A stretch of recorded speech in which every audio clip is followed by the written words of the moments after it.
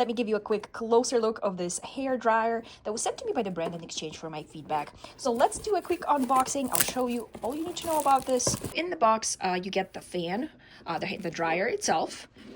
You get a couple of attachments. So this is a regular one, and this one is, I believe, for curly hair. You get a couple of these pins, an instruction manual. I plugged it in for you. I want to show you how to use it, and so you can hear the sound of it. So it's simple to use it. There's an on and off button, and then you can also regulate the temperature. Let me show you. I'm going to turn it on.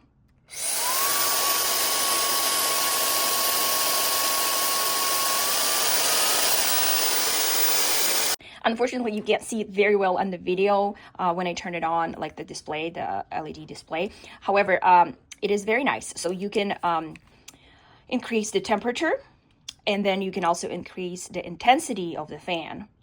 So these two buttons can do that for you.